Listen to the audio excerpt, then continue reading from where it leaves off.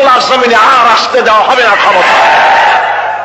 ধর্ষণ দিয়ে, সন্ত্রাস দিয়ে, খুন দিয়ে সব শেষ করেছে। তারপরে এদেরকে ক্ষমতায় আসতে দেওয়া যাবে না, এই কারণে দলীয়করণ, আত্মীয়করণ, বংশীয়করণের ইতিহাসের নিকৃষ্টতম দৃষ্টান্ত তারা এই জাতির সামনে পেশ করেছে।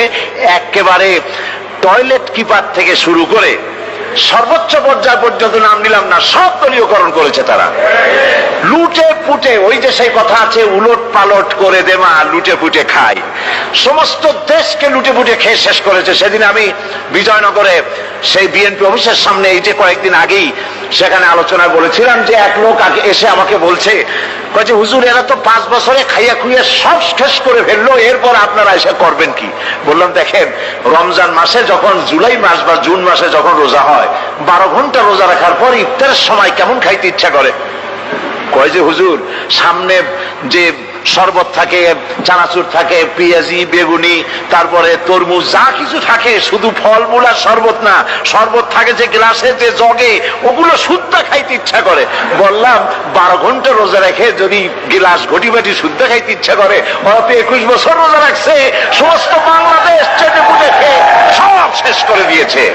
জাতির ভাগ্য ভালো, এরা এই সাবেক প্রধানমন্ত্রী শেখ হাসিনা ভাগাভাগি করে 2 বোনে যে বলে না, এই যে আমাদের এক বোনকে বঙ্গভবন দেওয়া লাগবে আর এক বোনকে গণভবন দেওয়া লাগবে, জাতির কপাল কত ভালো।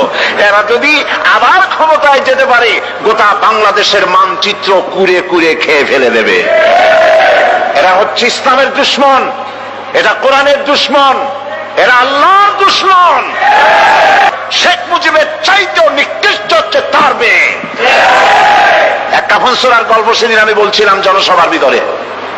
কাফন চোর, এই কাফন চোরা মরে যাওয়ার সময় তার ছেলেদের বলল, আমাকে তো কেউ ভালো বলে না, এমন কাজ করবি যাতে আমার থেকে তোদেরকে ভালো বলে। কাফন চোর মরে গেল। এরপরে কাফন চোর আর ছেলেরা চুরি করতেছে, কেউ আর বাপেরে ভালো কয় না, ও ছেলেরা বাপও চুরি করতে, এরাও চুরি করে। ছেলেরা মিটিং করলো যে বাপেরে তো কেউ ভালো কয় না, তো কি করা যায়? শেষ পর্যন্ত তারা এক কাজ করলো নতুন করে, শুধু কাপড়ই তারা চুরি করে না, কাপড়টা চুরি করে লাশটার গলায় দড়ি বাঁধিয়ে গাছে ঝুলাইতে আরম্ভ করলো। লোকেরা বলা আরম্ভ করলো, এর থেকে তোর বাপ ভালো ছিল।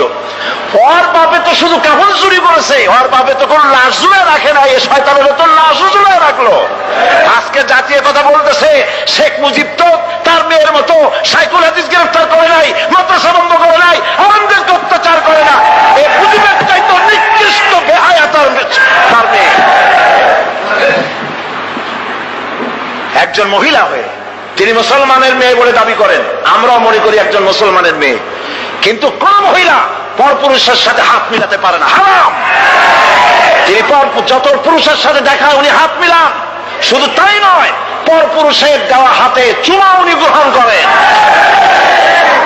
আমি পল্টনে বলেছিলাম, পার্লামেন্টে আমি বলেছি তার সামনে, আপনি মুসলমান, যেই কপালটা দিয়া কাবা শরীফে সেজদা করছেন, যেই কপালটা দিয়া মদিনায় সেজদা করেছেন রাসূলুল্লাহর রওজায়, রাসূলুল্লাহর মসজিদে, সেই কপালটা নিয়ে কলকাতায় গেলেন, আর কাফের গুজরাল আপনার কপালে যখন হাত দিল তিলক পরাবার জন্য, কেন আপনি বলতে পারলেন না, বেয়াদব, আমি মুসলমানের মেয়ে, আমার গায়ে তুই হাত দিতে পারিস না?